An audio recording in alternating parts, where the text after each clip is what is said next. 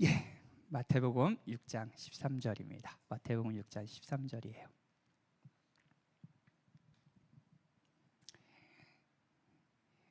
한 절이니까요. 같이 읽을까요? 시작.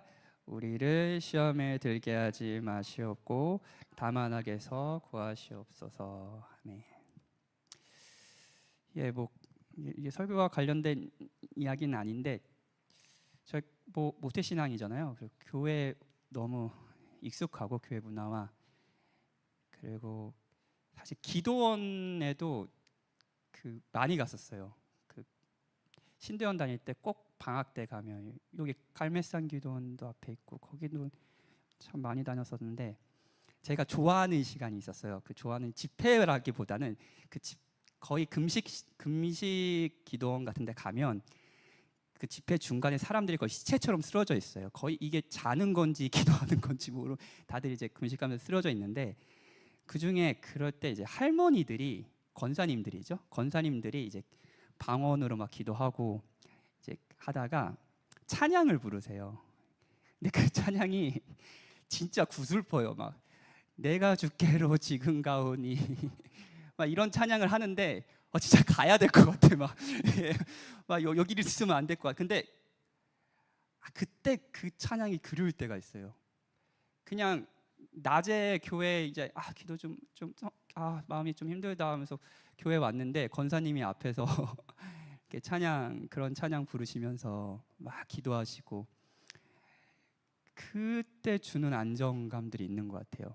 예, 하나님을 신실하게 이제 살아가려고 하는 그 어른들이 주는 그 무게감과 그리고 그 모든 인생의 풍파를 겪으면서도 결국 하나님이 나의 진정한 주이시고 내가 주님께 가까이 가기 원합니다의 진솔한 그 한이 섞여 있는 그 고백들이 참 제가 청년 20대 때 저한테 많이 위로가 됐던 것 같고요. 제가 시성교회를 개척하면서 바랬던 문화 중에 하나이기도 합니다. 시간교회도 그렇고 시성교회도 그렇고 사실 젊은 교회고 그렇기 때문에 그 긴 시간 풍파를 겪으면서 정말 하나님을 붙잡고 그 안에는 한도 있을 거고 그 안에는 여러 가지들이 있겠죠. 근데 그것들을 가지고 하나님께 진솔하게 나가는 어른들 그리고 그 어른들이 청년들한테 주는 영향들 이런 것들이 다채롭게 아름답게 교회 속에서 이루어지길 바랬던 것 같습니다.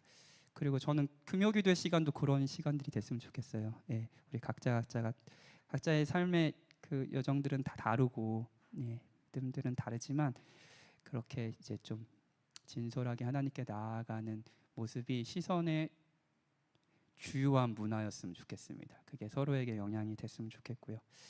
그래서 오늘도 좀 주기도문을 같이 배우면서 같이 살피면서 또 기도하고 싶습니다. 오늘은 시험에 들지 않게 기도하라는 기도예요. 제가 2주 쉬면은 사람들이 안 나올 것 같다는 생각을 했었어요. 금요기도회 때. 예, 그래서 이 생각했어요. 진짜 생각하고 했는데 이렇게 안 나올 줄은 몰랐고 제가 오늘은 시험에 들 것 같아서 이 설교를 잘 들어야 될 것 같다는 생각이 드네요. 그래서 아까 딱 예배 드리기 전에 지사님 내와 우리 5명이죠.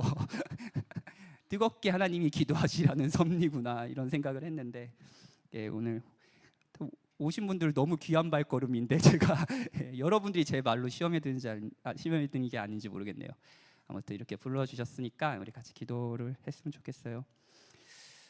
시험에 들다 이거는 기독교 신앙이 익숙하신 분들은 그냥 습관적으로 하는 요즘에는 좀 놀림 있는 용도도 하고 너 시험 들었어? 막 이렇게 하잖아요. 그리고 주로 이제 시험의 주체는 이제 목사죠. 목사가 시험을 많이 드리죠. 설교 시간에 목사가 내 얘기했다 이런 것도 하고. 그래서 막 목사님한테 시험 들어서 설교 듣기도 힘들고 자꾸 장하명 연애한다고 뭐라 그러고. 그래서 장하명 화이팅. 그래서 교회 나가기도 싫고 목사님 지각한다고 뭐라 그러고 막 그리고 또 교회 불편한 마음이 생기면 예배 끝나고 바로 가잖아요. 소그룹 그래서 꼭 나 불편하다라는 걸 내색하잖아요. 나 시험에 들었다. 그러니까 좀 나 좀 봐주라 뭐 이런 내색을 하잖아요. 예. 근데 이제 그럴 때 우리가 너 시험 들었냐 이런 표현을 하는데 생각해 보면 성경도 시험이라는 주제를 굉장히 엄중하게 다룹니다. 예, 뭐 가볍게 다루지 않아요. 성경의 시작이 사실 창조이기도 하지만 그 성경 처음부터 시험의 이야기가 나옵니다. 예, 최초의 인간인 아담과 하와에게 하나님이 시험을 한편으로는 주셨죠. 예, 동산 중앙에 선과 악을 알게 하는 나무의 과실을 두지 말라. 이것도 일종의 시험입니다. 아담과 하와를 성장시키려는 하나님의 이제 시험이죠. 그 시험으로 시작돼요. 그리고 그 시험에 실패한 모습으로 시작되고요. 그리고 마지막 이야기인 이제 요한계시록도 세상에 임할 마지막 시험을 예고하면서 이제 사실 시험의 이야기로 마칩니다. 네가 나의 인내의 말씀을 지켰은즉 내가 또한 너를 지켜 시험의 때를 면하게 하리니 이는 장차 온 세상에 임하여 땅에 거하는 자들을 시험할 때라. 요한계시록 3장 10절이에요. 시험으로 시작해서 시험으로 마치는 이야기가 한편으로는 성경의 이야기라고도 할 수 있습니다. 그리고 그 성경의 역사, 긴 역사 가운데 시험 받는 사람들이 있죠.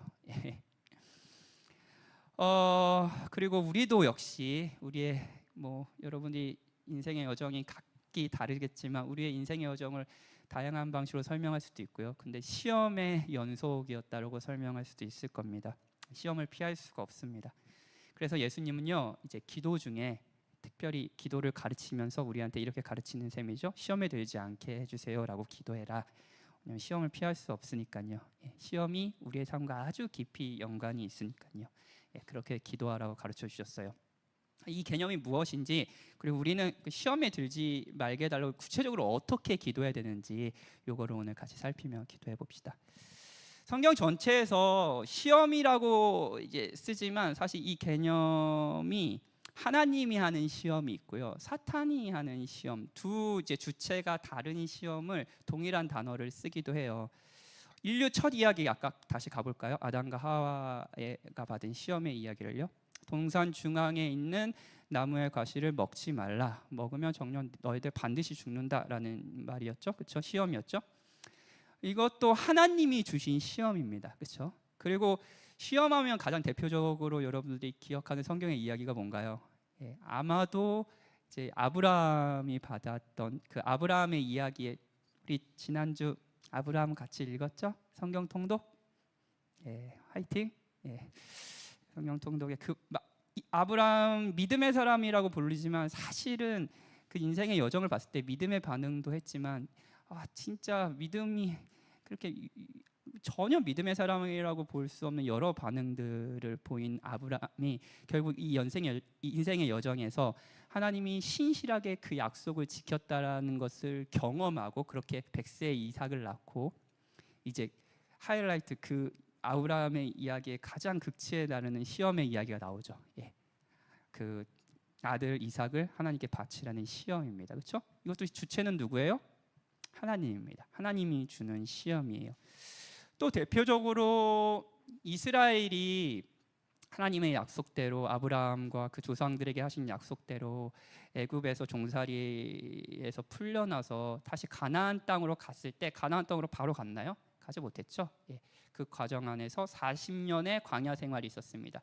이것도 사실 이제 그 신명기에 의하면은 시험이라고 할 수 있죠. 하나님이 주체가 되는 시험이에요. 근데 이 시험, 하나님이 주체가 되는 시험에 대한 의도, 목적을 아는 것이 중요합니다. 자, 학교에 다닐 때 지금 공부하시는 분이 오늘은 없네요. 다 학교를 다닐 때 이제 시험을 보죠. 시험을 보는데 시험의 목적이 뭐죠? 시험의 목적은 우리가 의도하든 의도하지 않든 주요한 목적은 뭐냐면 나의 현재의 상황을 정확히 아는 겁니다. 내가 무엇을 알고 무엇을 알지 못하는지, 그래서 내가 더 무엇을 공부해야 되는지, 내 현재 상황과 이런 것들을 파악한 다음에 더 이렇게 하는 것, 성장을 위해서 이제 사실을 주는 거죠. 성장시키는 목적이 있는 거죠. 그렇죠? 하나님께서 주시는 우리 인생의 여정에서의 시험, 하나님이 자기 백성들을 시험하신다. 광야, 이삭을 바치라, 그 선악과를 먹지 말라라는 시험 자체도 그 목적은요 우리의 성장과 아름다움이라고 할 수 있어요. 예. 선악과를 다시 생각해 봅시다. 선악과는 그 자체로 사실 성화의 도구였습니다.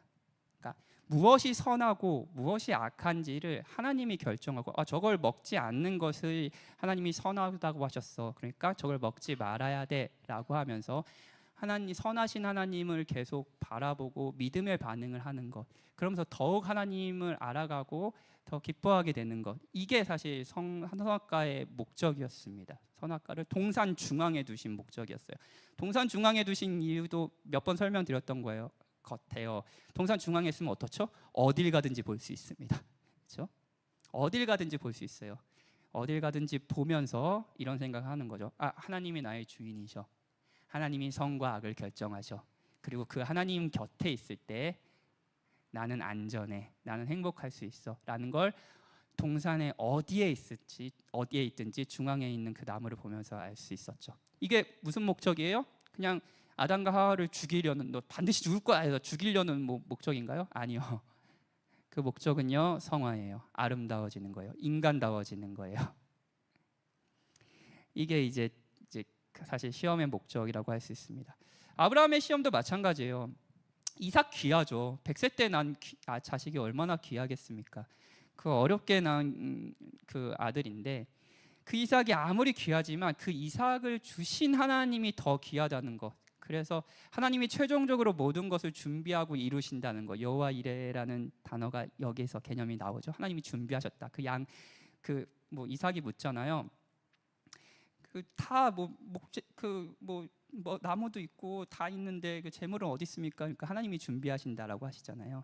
근데 이 믿음을 사실은 뭐랄까요? 확인하고 그 믿음이 커지는 과정 가운데 시험이 있었던 거죠. 예. 하나님이 우리에게 주시는 시험은요.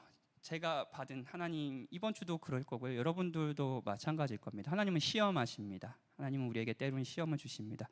근데 그 시험은요. 우리의 믿음을 굳건하고 명료하게 하고 하나님을 사랑하고 신뢰하는 게 도대체 무엇인지 더 정확하고 더 명료해지는 그 과정 가운데 제공해 주시는 하나님의 사랑이기도 합니다. 예. 그래서 하나님이 시험을 주신다고 할 때 그 본질은요 사랑이라는 겁니다. 그런데 이제 하나님이 시험을 주실 때 동시에 사탄이 주는 시험도 있습니다. 사탄이 주는 시험은 목적이 반대겠죠. 예. 우리의 믿음을 좌절시키고 하나님과의 관계를 파괴하는 것, 이게 이제 사탄의 시험의 핵심이겠죠. 그래서 요 단어는 사실 유혹이라고 번역되기도 합니다. 유혹이에요. 자, 하나님이 아담을 시험하셨습니다. 선과 악을 알게 하는 나무의 과실을 먹지 말라라고 했어요. 근데 그 동시에 그때 뱀의 유혹도 있었습니다. 사탄이 들어간 뱀의 유혹도 있었습니다. 유혹의 핵심은 뭐예요? 보암직도 하고 먹음직한 이 열매를 더 아름답게 보이게 하고 하나님이 베푸신 호의를 작게 보게 하면서 하나님에 대한 적의를 키우는 말을 계속하는 거였어요. 예. 이게 하나님의 시험과 사탄의 시험이 동시에 일어나는 거죠. 예. 이게 그래서 하나님이 주시는 시험과 사탄이 주는 시험, 유혹은요 많은 경우 이게 깔끔하게 분리되지 않고 동시에 오는 경우가 많습니다. 예. 하나님이 우리의 성장을 바라며 시험하실 때 사탄은 우리를 넘어뜨리려고 시험하는 거죠. 자, 시성교에 하나님께서 여러 가지 시험을 던져주실 거예요. 올해도 마찬가지일 겁니다. 근데 명심하십시오. 그 시간에 사탄의 미혹과 유혹도 있을 겁니다. 사탄의 시험도 있을 거예요. 이게 올 한해 우리와 우리 교회와 우리 가정과 여러분들이 일할 때 빈번하게 일어나는 일이겠죠? 여러분 잘 들어보세요. 여러분이 직장 생활을 하든 가정을 꾸리든 연애를 하든 이 세상의 문화를 따르고 물 흐르듯이 그냥 이 세상이 살아가는 대로 그냥 편하게 살잖아요. 그러면 뭐 시험 없습니다. 그냥 살면 되죠. 예. 근데 이 세상의 방식과 세계관을 따라 사는 사람들에게 시험은 없는데 여러분이 복음을 듣고 하나님이 나를 이렇게 사랑하시는구나. 그리고 하나님이 나의 삶의 선을 결정해 주시는 분이구나. 그분을 따르는 순종하는 삶이 더 복되구나라는 생각을 하면서 그리스도인이 되어서 하나님을 따르는 삶을 살겠다고 결심하는 순간 즉시 모든 것이 시험을 가져다 줄 수 있습니다. 모든 것이요. 그리고 그때 하나님의 시험과 사탄의 유혹이 같이 일어나는 거예요. 자, 연애를 한번 생각해 볼까요? 우리 연애하는 청년들 2명이나 있네요. 와, 연애하는 청년들의 비중이 높아. 오늘 10명 하는데 2명이 연애를 하고 있으면 3명이네. 예. 예, 연애를 하고 있는 청년들. 자, 행복하죠? 행복해요. 그렇죠? 예, 행복 한 명이가 제일 행복한가? 예. 그런데 여러분이 그냥 연애를 하는 게 아니라 그리스도인으로서 연애를 한다고 생각해 봅시다. 그렇다면 여러분은 시험을 당하고 있을 겁니다. 여러분이 그리스도인이 아니라 그냥 이 시대의 청년, 그냥 사람들이 살아가는 대로 시류에 따라서 연애를 하고 있다면 여러분들의 연애는 시험이 될 리가 없습니다. 근데 여러분들이 내가 그리스도인으로서 사랑을 해보겠다, 하나님이 뜻하신 바를 따라서 이 사람을 대하고 사랑해보겠다라고 하는 즉시, 그 결심과 즉시 여러분들에게는 시험이 일어납니다. 시험이 일어나요. 예. 가치관이 다르거든요. 사랑을 하는 목적과 방식이 완전 다르거든요. 예를 들어 세상은요, 지금 세상이 사랑을 정의하는 방식은요, 상대의 아름다움을 만끽하고 즐기는 방식이라고 사랑을 정의합니다. 예. 이 시대가 정의하는, 이게 다는 아니겠지만 이 시대가 정의하는 사랑은 자극에 가깝습니다. 예. 감각적이고 자극적인 거예요. 예. 그 어느 때보다 사랑의 감각적인 면과 자극적인 면이 더 강조되는 시대에 우리는 살아가고 있어요. 그리고 그 자극이 끝난다, 더 이상 감각적이지 않다라고 하면 사랑이 끝났다라고 할 수도 있죠. 예. 이게 사실 뭐 그렇게 좋아하지 않으면 헤어지면 되지, 뭐 이게 사실은 이 시대가 사랑을 정의하고 사랑을 하는 방법입니다. 하다못해 결혼까지도요. 하지만 성경적인 사랑은요, 상대의 아름다움을 즐길 뿐 아니라, 이게 사랑의 또 하나의 핵심이잖아요. 상대가 아름답지 않은데 어떻게 상대를 즐거워하지 않으면 그게 어떻게 사랑일 수 있겠어요? 사랑의 모습이 맞습니다. 근데 이게 다가 아니에요. 상대가 아름답지 않을 때, 예. 상대가 아름다워질 수 있도록 자신의 것을 내어주면서 그 상대의 아름다움에 참여하는 것을 의미합니다. 헌신한다라는 것을 의미해요. 이게 성경적 사랑, 그리고 우리가 받은 사랑이기도 합니다. 만약에 여러분이 연애를 한다면서 그냥 잠시 상대의 아름다움을 만끽하고 즐거워하는 방식으로 사랑을 하겠다라고 하면 시험 없습니다. 그냥 사랑하다가 좋아하면 좋고 헤어지면은 그냥 뭐 그 감각적이지 않으면 헤어지면 되죠. 예. 그렇게 하면 되죠. 근데 후자의 사랑을 결심하잖아요. 그럼 여러분 시험 당하고 있을 겁니다. 항상 자극적이지 않으니까요. 그리고 항상 감각적이지도 않고요. 우리의 마음은 아주 차갑게 식어져 갈 수도 있고, 그 가운데 우리가 처음에 그 사람이 아름답게 보이던 모습이 더 이상 아름답게 느껴지지 않을 수도 있습니다. 그러면 시험이 시작되는 거예요. 그러면 이제 그리스도인들은 그런 생각을 하죠. 내가 얘를 아름답게 얘기하지 않지만 하나님이 나를 아름답지 않더라도 내가 아름다워지도록 사랑하시는 것처럼 이 사람을 사랑해 보겠다라고 결심하는 순간 여러분은 뭐랄까요? 그 강물을 거슬러 올라가는 연어처럼 고생을 하고 계실 거예요. 예, 이게 시험입니다. 우리는 언약의 시대가 아니라 자극의 시대에 살고 있거든요. 여러분, 그 좋다는 사랑, 이 세상이 칭송하는 사랑을 하면서도 사실은 시험을 받고 있는 셈이겠죠. 예. 그래서 예수님의 시험에 들게 하지 마시옵고라는 기도는요, 하나님이 우리를 성숙과 아름다움을 목적으로 시험하실 때 악한 뜻이 결국에는 이루어지는 유혹에 빠지지 않게 해달라는 기도입니다. 다시 한번 말씀드릴게요. 예수님이 시험에 들게 하지 마시옵고라는 기도는요, 하나님이 우리를 성숙과 아름다움을 목적으로 시험하시고 우리를 이렇게 다루실 때 악한 뜻이 결국에는 이루어지는 유혹에 빠지지 않게 해달라고 하는 기도라고 할 수 있어요. 예. 그러면 사탄이 이제 유혹을 한다는데 그 유혹을 조금 더 생각해 볼게요. 우리 언제 시험을 당할까요? 언제 시험을 당할까요? 시험 딱 하면 여러분들이 딱 떠올리는 그거는 주로 고통입니다. 어려운 거예요. 어려운 시간인 거예요. 이 시간을 여러분들은 시험의 시간이다라고 생각을 잘 합니다. 근데 시험의 시간은 고통의 시간만 있는 것은 아니에요. 예. 이걸 조금 설명해 볼게요. 칼빈이라는 신학자는요, 우리 왼쪽에 있는 시험이, 왼쪽이라고 표현했는데, 왼쪽에 있는 시험이 가난과 수치와 멸시와 시련이라면 우리가 고통이라고 표현하는, 일명 이건 시험이야 라고 하는 우리가 생각하는 그 면들이요, 그 면이라면 오른편에 있는 시험은 부와 권력과 명예라고 말했어요. 예.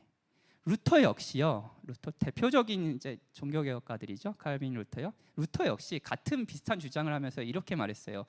왼쪽, 뭐랄까요, 수치, 가난, 멸시 이런 것들에 쓰러지는 사람이 1000명이라면 부, 권력, 명예 이런 것들에, 이런 오른편에서 쓰러지는 사람이 10,000명이라고 했습니다.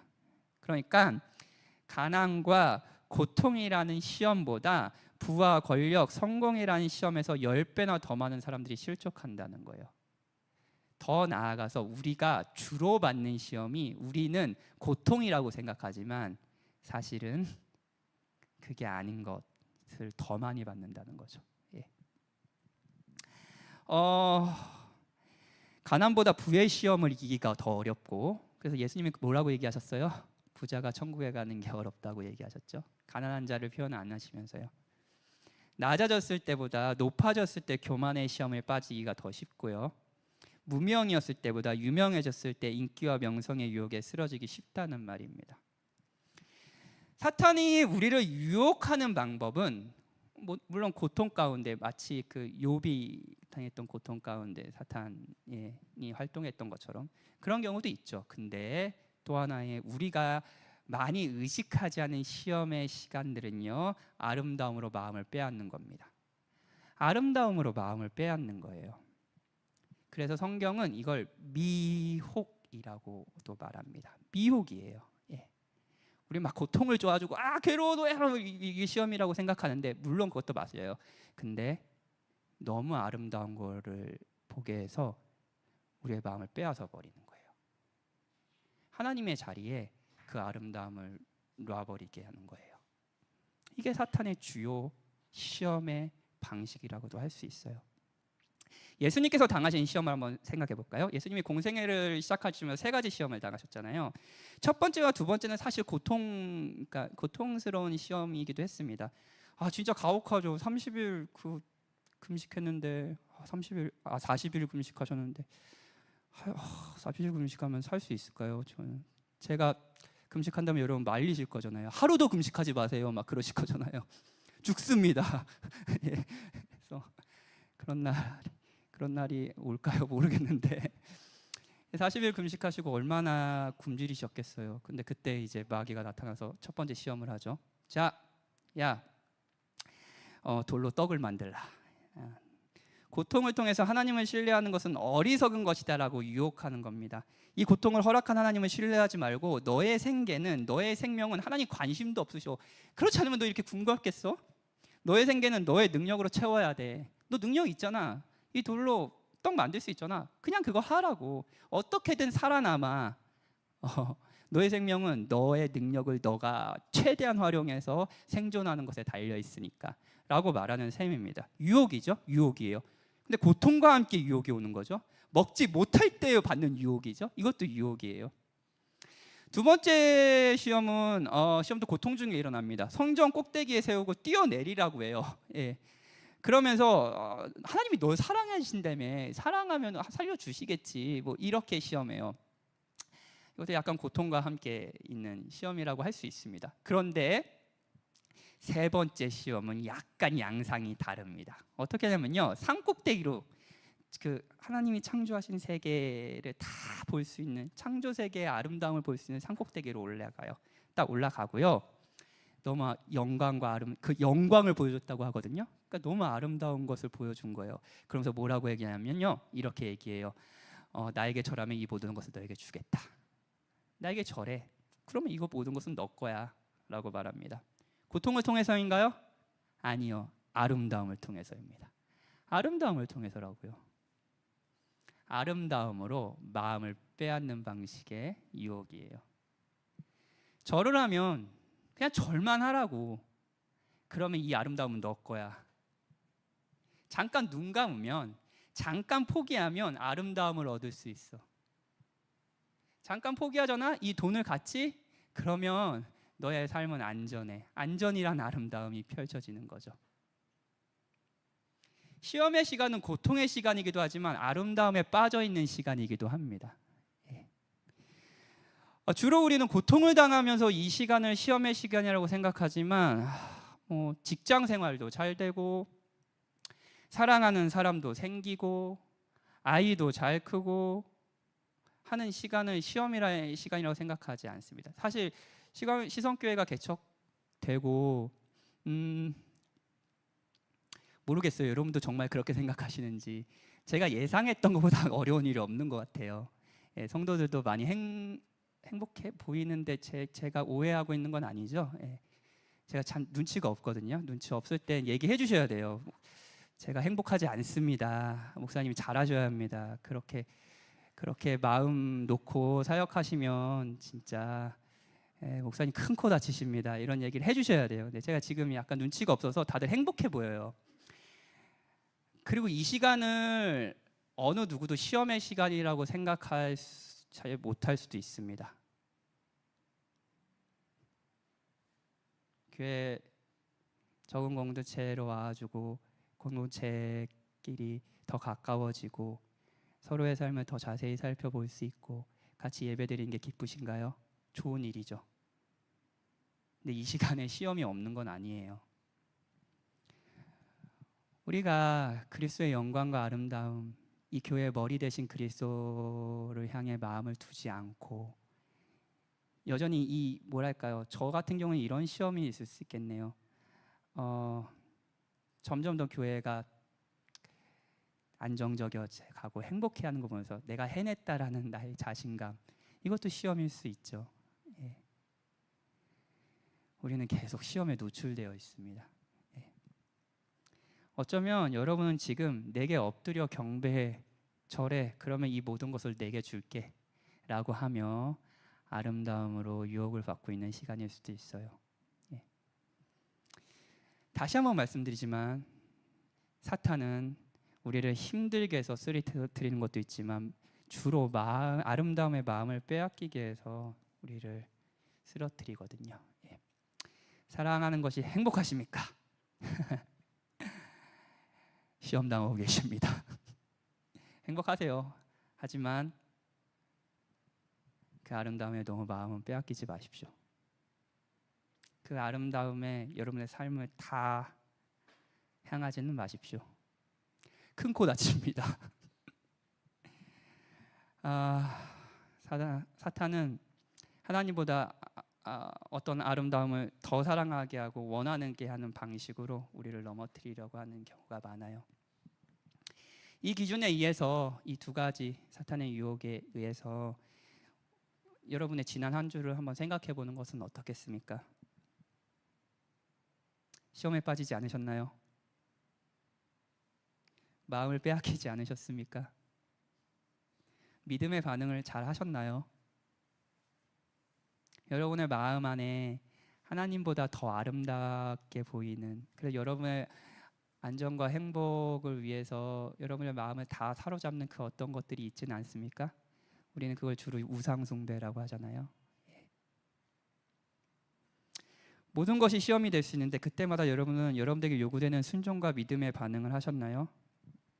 정직하게 말하면 그냥 목사에게 서운하고 마음에 들지 않는 사람들이 했을 때 너 시험 들었구나 이 정도가 아니라 우리는 시험에 빠져 있는 상태가 아닐까요? 그럼 복음을 들어봅시다.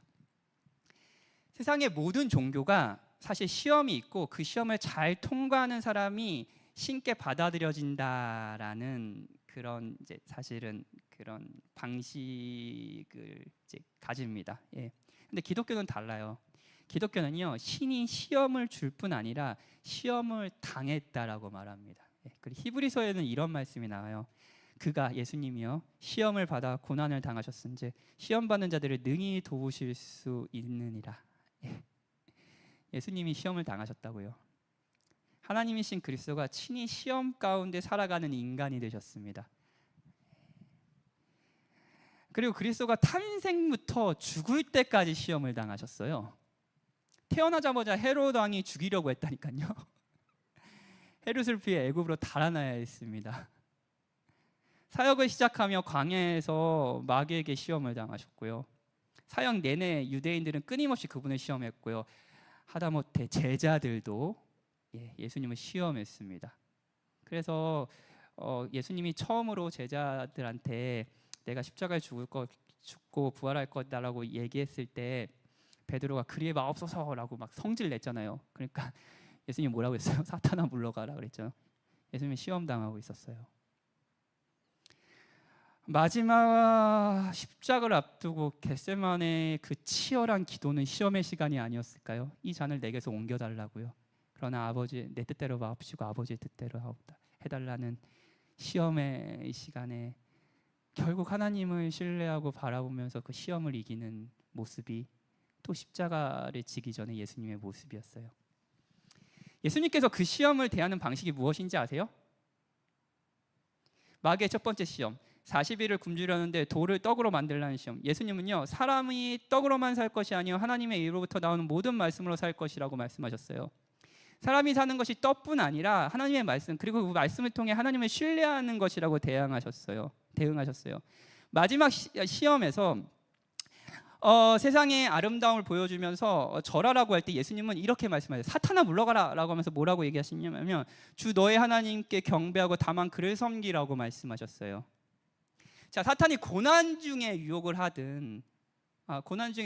때 예수님은 고난을 주시면서도 자신의 선한 뜻을 이루려고 하시는 하나님에 대한 신뢰를 잊지 않으셨습니다. 사탄이 아름다움으로 마음을 빼앗으려고 할 때도 진정한 아름다움, 경배와 신뢰는 하나님께 드려야 한다고 대응하셨어요. 그리고 성경은 우리가 우리 각자에게 주어진 시험을 잘 이겨내서 하나님이 우리를 받아주시는 것이 아니라 우리의 대표이신 그리스도가 이 모든 시험에서 최종적으로 승리하셨기에 우리 역시 하나님께 받아들여진다고 말합니다. 이게 모든 종교와 기독교가 다른 점이에요. 우리는 우리에게 주어진 모든 시험에 잘 통과해서 여기 있는 게 아니에요. 그리스도가 모든 시험을 다 통과하시고 이기셨고 그 그리스도 안에서 우리는 시험에 넘어질 수 있죠. 하지만 다시 받아들여주고 그리스도 안에서 받아들여져서 여기에 있는 겁니다. 그리고 우리 역시 그리스도와 함께 시험을 이긴다라고 말을 하죠. 우리 같이 기도해 볼까요?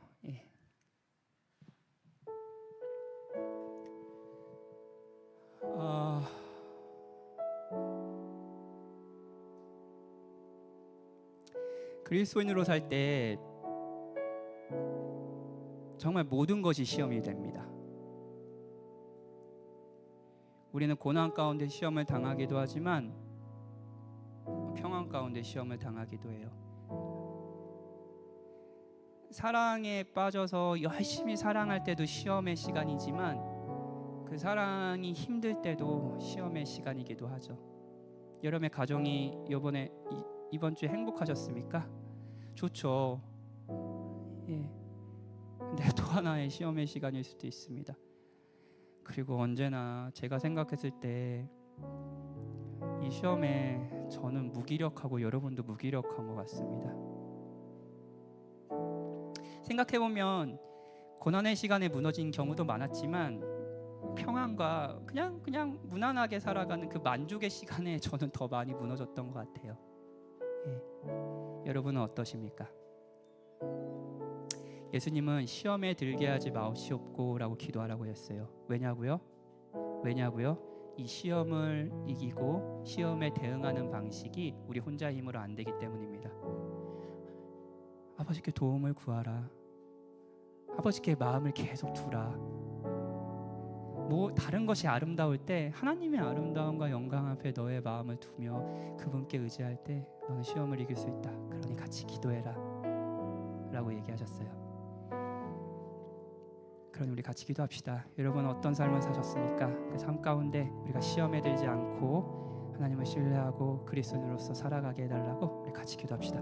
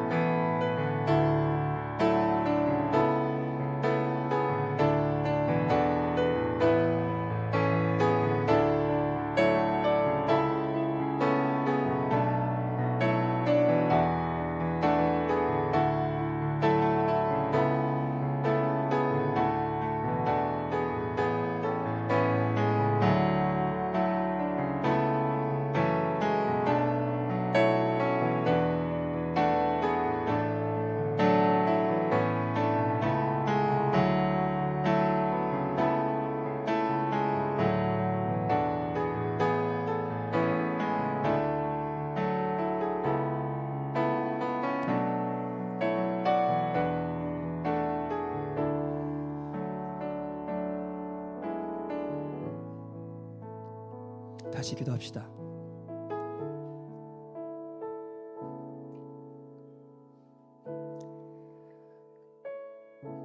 이 시대가 언약의 시대보다는 자극의 시대, 감각의 시대라고 말씀을 드렸잖아요.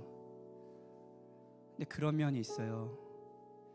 상대적으로 아름다움에 더 많이 심취하고 빠지는 사람들이 또한 그 아름다움에 쉽게 질리기도 합니다.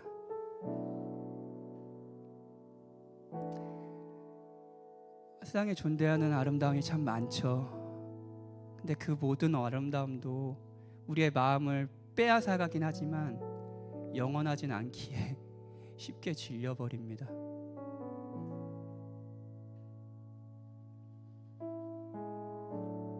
그렇게 여러분들이 이 시대의 기류에 따라서 살아가고 있다면 여러분 시험을 당하고 있는 셈이겠죠.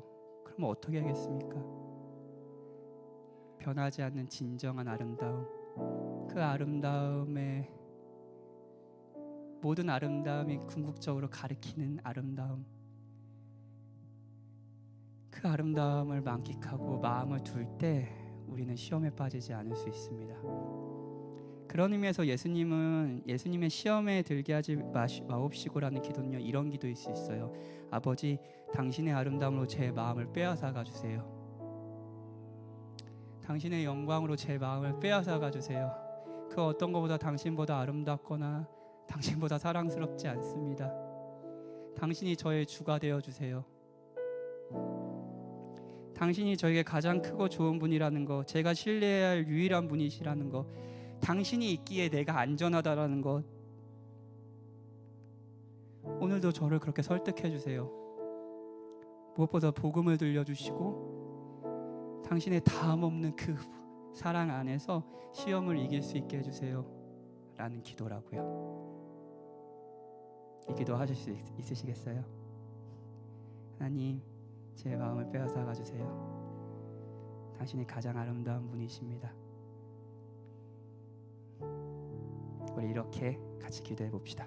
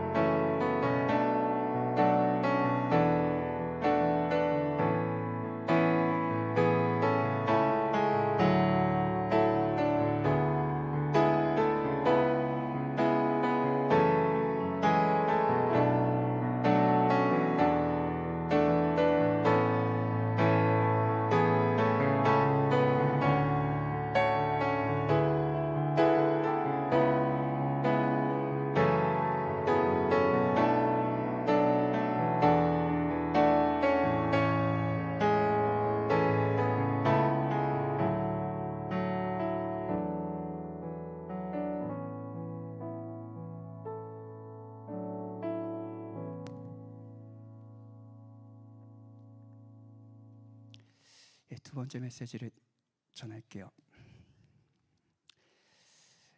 예, 성경 통독 다 하고 계시죠? 예. 오늘부터 마태복음 시작했습니다. 예. 지금까지 안 하신 분들은 오늘부터 하시면 됩니다. 창세기 다음에 읽으면 되죠. 예.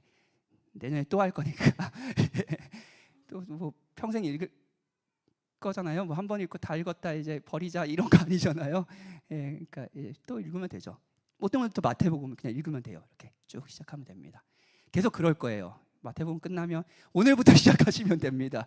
그렇게 하면 돼요. 예, 그래서 어쨌든 성경을 읽으면 되니까요.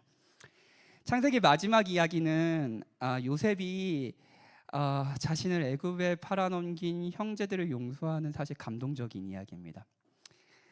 그런데 여러분들 그거 읽으면서 좀 힘들지 않으셨어요? 저는 약간 처음에 읽을 때 좀 힘들었어요.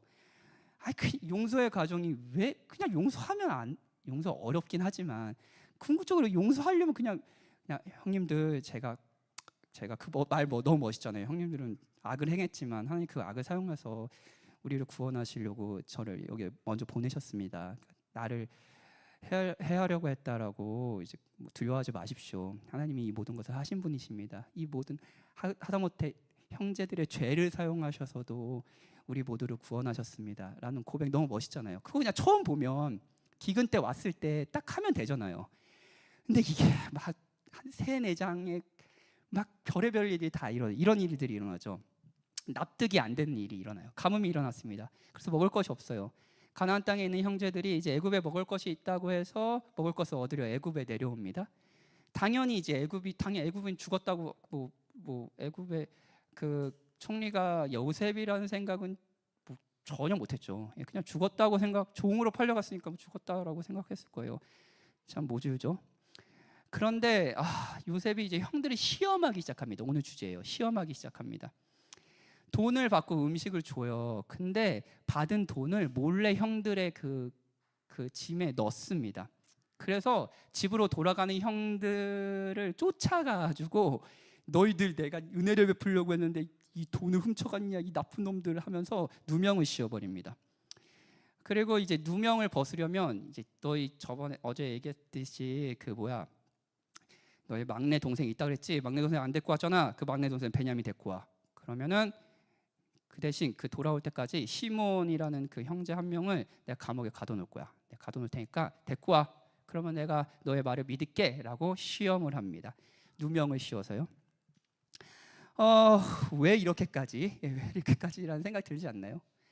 그래서 이제 막 아빠가 안 간다고, 아빠가 도저히 안 보낸다고, 막 야곱이 어떻게 요셉도 죽었는데 베냐민마저 죽으면 어떡하냐면서 안 보내려고 하니까 유다가 마야 못 데려오면 제가 제 목숨을 내어놓고 데려오겠습니다 하면서 데리고 와요. 결국 와요. 오는데 베냐민을 데리고 와요.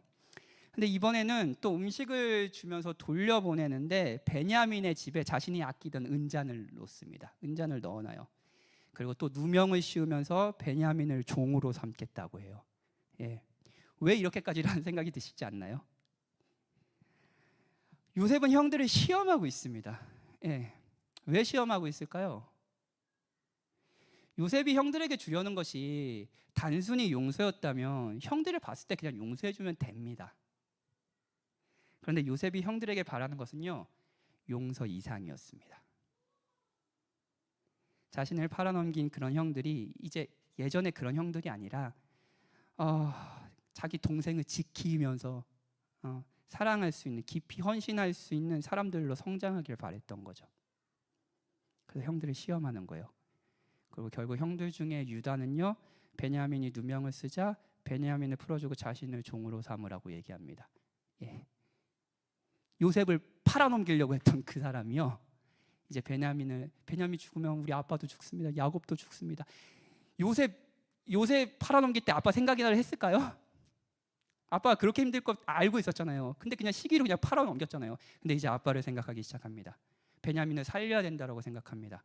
자신을 내어서까지 아빠와 이 가족을 살리려고 합니다. 예. 더 아름다워졌죠? 예전의 유다가 아니죠? 그렇죠? 더 성숙해졌습니다. 요셉이 바라는 게 이거였어요.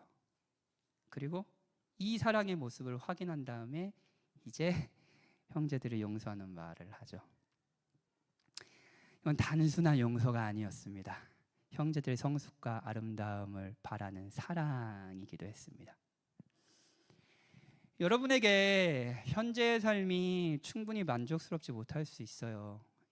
도대체 하나님이 선하시면 왜 나한테 이런 일이 일어나나? 하나님은 좋은 것으로 나에게 주신 적이 한 번도 없어. 나에게 왠지 이번에 하나님이 좀 좋은 거 준다고 했는데 결국 이렇게 빼앗아 가시는구나. 막 이런 생각을 하면서요. 왜 어려운 일이 없는지 의아했다. 막 이런 생각하시면서요. 이런 생각 드나요? 왜 납득되지 않는 일이 우리에게 일어날까요? 이 시간 그 시간을 제가 짧은 시간에 충분히 설명할 수는 없습니다. 그런데 한 가지 확실한 것은 있어요. 그 창세기 마지막 스토리를 통해서 확신할 수 있는 건 있습니다. 하나님이 우리에게 주시려고 하는 것이 단순한 용서 이상이라는 거예요. 우리의 성숙과 아름다움이라는 거예요. 다음 없이 하나님의 사랑을 만끽하고 그분을 신뢰하는 그 아름다운 인간다움을 회복하는 거라는 거예요. 그런 의미에서 시험은요, 아름답지 않은 자를 아름답게 만드시려는 하나님의 열정의 시간이라고 할 수 있습니다. 아까 제가 그리스도인들의 사랑의 다른 방식이 그런 걸 했잖아요.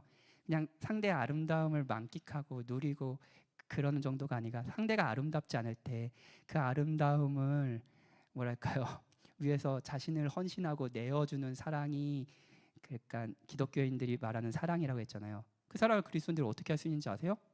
하나님이 그렇게 하시니까요. 시험의 시간은 그런 시간입니다, 여러분. 여러분들이 더 아름다워지는 시간이에요. 정말입니다. 시험의 시간은 여러분들을 아름답게 하시려는 하나님의 열정의 시간이에요. 이것을 꼭 기억하셨으면 좋겠어요. 우리 같이 찬양하고 마지막으로 기도하고 돌아갑시다. 주님 큰 영광 받으소서 함께 찬양합시다.